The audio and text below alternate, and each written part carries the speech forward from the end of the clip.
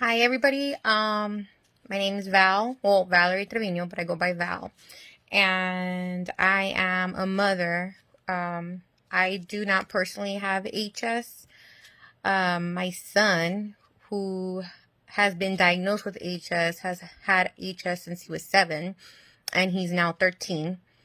And he started off, I'm assuming like everybody, in the beginning with just regular HS. It was level 1, where it was just very small. 1, that was it. Didn't see it again for a while. Then it started to go up to level 2 as he got older. When his body started to gain get a lot of hair. His dad has a lot of hair, so I already knew he was gonna be like a little polar bear. And at that time I was a lot younger. I'm a single mom, so I wasn't really focused on his skin like that, because again, I never knew about HS. And I'm sorry, I probably will never say the whole name because I do not know how to say it for the life of me. And so when we would go to the dermatologist, I was just kind of dependent on them. I just kind of figured, okay, well, these people will know it.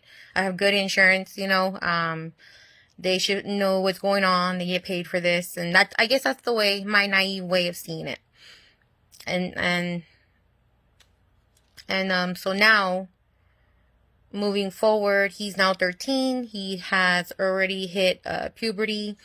And when puberty struck, it's like, when I thought bad was really bad, I did not know bad can get any worse. And it got worse.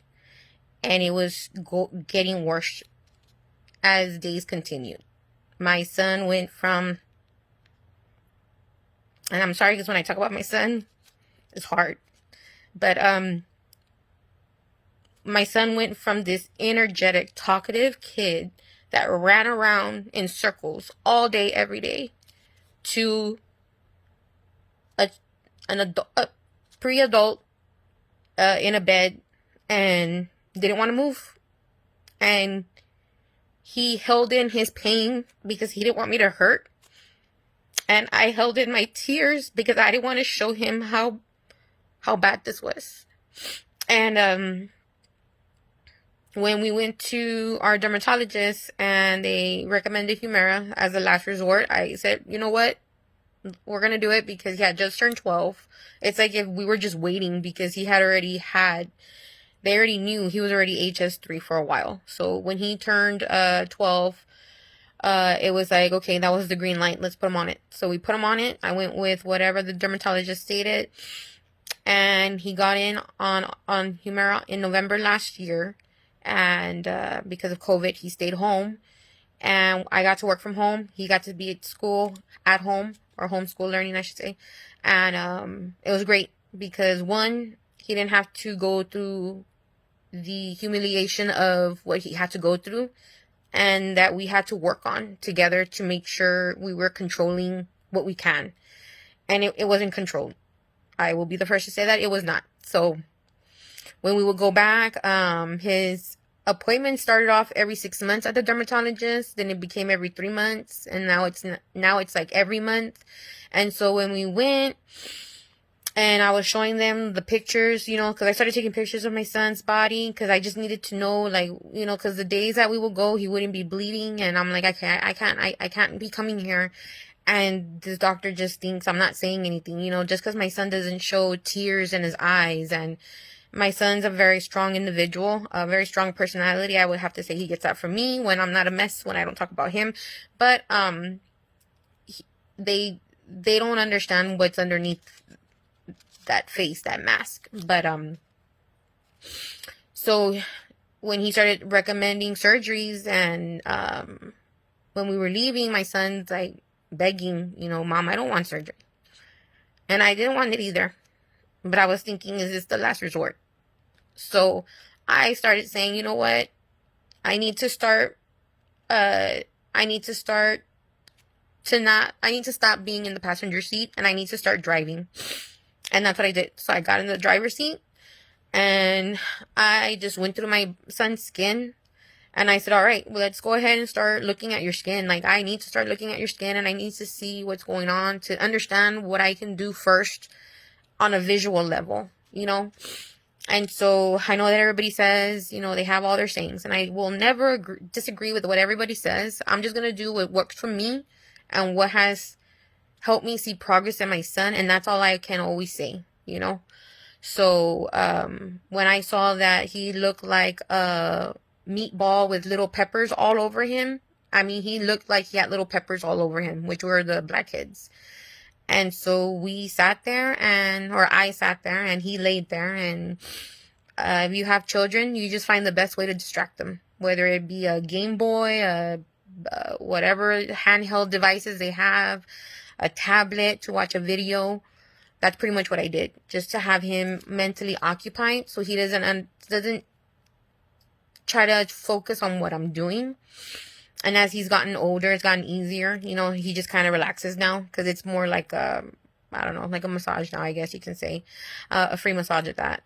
And I've seen progress. I started this 3 months ago, and once the dermatologist started recommending surgery and basically telling me like there's no hope, and when I started seeing like pictures of other individuals who are considered HS3 and how bad it gets, that was an eye opener for me, because I was seeing my son physically and mentally and emotionally get broken down. And although I may not have the physical pain, I was mentally breaking down. And so we went ahead and started taking out the blackheads. We started using the HEPA cleanse every night, because that's what his dermatologist recommended, because the soaps were just a bad reaction to his skin, and or wasn't working, I guess I should say that. And he has psoriasis, and I found the psoriasis issue, so we got that taken care of, even though we went through all the recommendations. It's funny, you know, you pay these people thinking that you're gonna get a solution, and you don't, and you end up finding it because you just continue to spend and buy all these products just to see which one is going to be the one that sticks. And I found the one that sticks. So if you have a question about psoriasis because you have that dandruff and you need to know what worked, you're more than welcome to reach out to me. And anyway, so now that and we are doing the wrapping. We do the wrapping on the arms, and I started seeing progress literally after day 1. And I'm not lying. It's weird because the first thing I hear is, well, how is it possible for it's basically like saran wrap, which is so weird. And I don't even know. Oh, I know why I came across this. So when I joined the group, before, I was just using gauze to separate my son's underarms, because I noticed that it was just when they were touching that it was irritating him. So when I started seeing individuals in all these groups that I'm in, they were saying band-aids. I'm like, man, I never thought about a band-aid, you know? And I'm like, how big do these band-aids even get? So I started looking online, and I'm like, you know, big ass band-aids. I was just looking up anything to see what pops up, because I'm just stupid like that. And so